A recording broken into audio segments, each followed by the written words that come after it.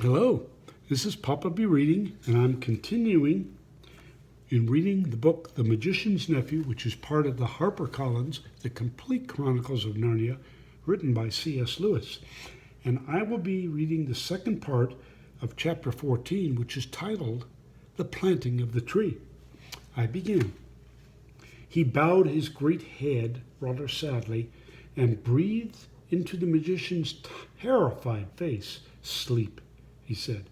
"Sleep and be separated for some few hours from all the torments you have devised for yourself." Uncle Andrew immediately rolled over with closed eyes and began breathing peacefully. "Carry him aside and lay him down," said Aslan. "Now, dwarfs, show your smithcraft. Let me see you make 2 crowns for your king and queen." More dwarfs than you could dream of rushed forward to the golden tree.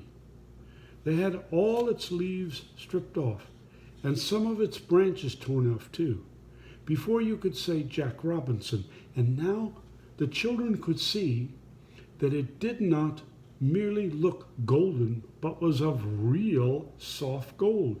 It had, of course, sprung up from the half-sovereigns which had fallen out of Uncle Andrew's pocket, when he was turned upside down, just as the silver had grown up from the half-crowns. From nowhere, as it seemed, piles of dry brushwood for fuel, a little anvil, hammers, tongs, and bellows were produced. Next moment, how those dwarves loved their work! The fire was blazing, the bellows were roaring, the gold was melting, the hammers were clinking. 2 moles whom Aslan had set to dig, which is what they really liked best, early in the day, poured out a pile of precious stones at the dwarf's feet. Under the clever fingers of the little smiths, 2 crowns took shape, not ugly, heavy things like modern European crowns, but light, delicate, beautifully shaped circles that you could really wear and look nicer by wearing. The king's was set with rubies and the queen with emeralds. When the crowns had been cooled in the river, Aslan made Frank and Helen kneel before him, and he placed the crowns on their heads. Then he said, "Rise up, King and Queen of Narnia, father and mother of many kings that shall be in Narnia and the Isles and Archenland. Be just and merciful and brave. The blessing is upon you." Then everyone cheered or bayed or neighed or trumpeted or clapped its wings, and the royal pair stood looking solemn and a little shy, but all the nobler for their shyness. And while Diggory was still cheering, he heard the deep voice of Aslan beside him saying, "Look." Everyone in that crowd turned its head, and then everyone drew a long breath of wonder and delight. A little way off, towering over their heads, there was a tree which had certainly not been there before. It must have grown up silently, yet swiftly as a flag rises when you pull it up a flagstaff. While they were all busied about the coronation, its spreading branches seemed to cast a light rather than a shade, and the silver apples peeped out like stars from under each leaf.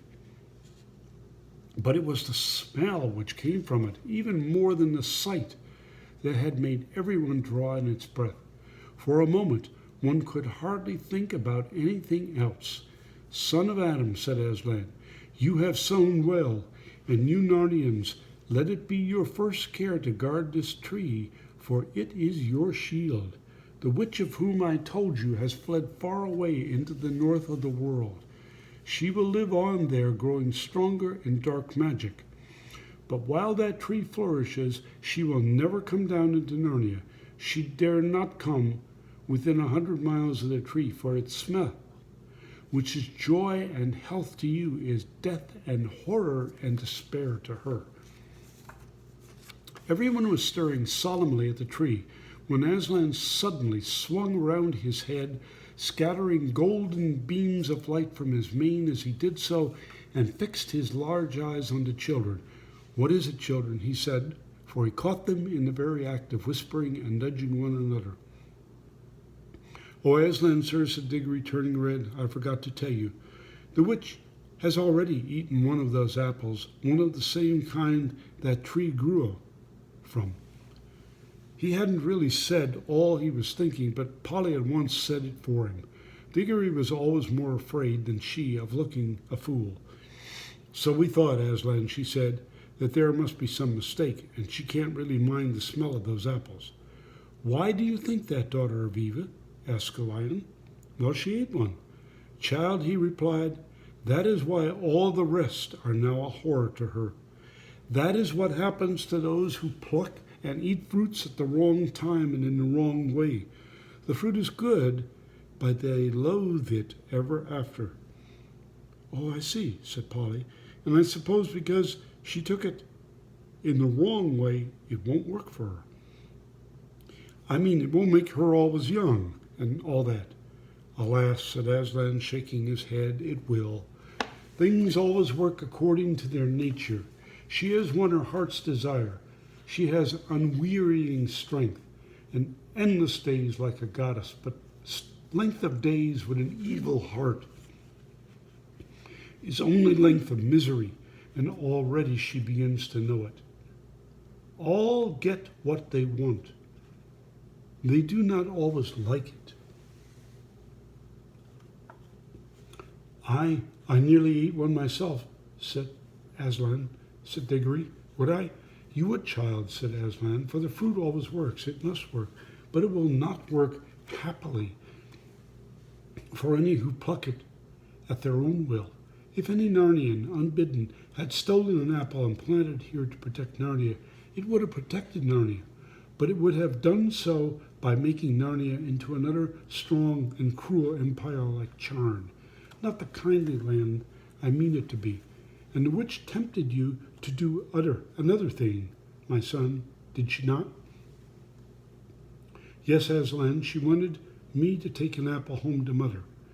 Understand, then, that it would have healed her, but not to your joy or hers. The day would have come when both you and she would have looked back and said it would have been better to die in that illness." And Diggory could say nothing, for tears choked him, and he gave up all hopes of saving his mother's life.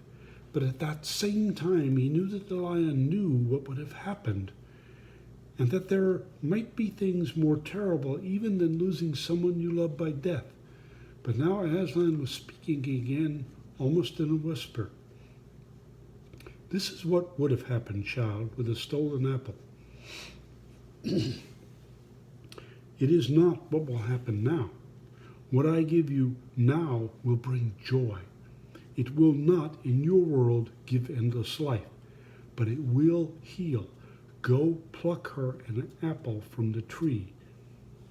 For a second, Diggory could hardly understand. It was as if the whole world had turned inside out and upside down, and then, like someone in a dream, he was walking across to the tree, and the king and queen were cheering him, and all the creatures were cheering too. He plucked the apple and put it in his pocket. Then he came back to Aslan. "Please," he said, "may we go home now?" He had forgotten to say thank you, but he meant it, and Aslan understood. And that completes Chapter 14, The Planting of the Tree, part of The Magician's Nephew. Please come back and let me read to you again.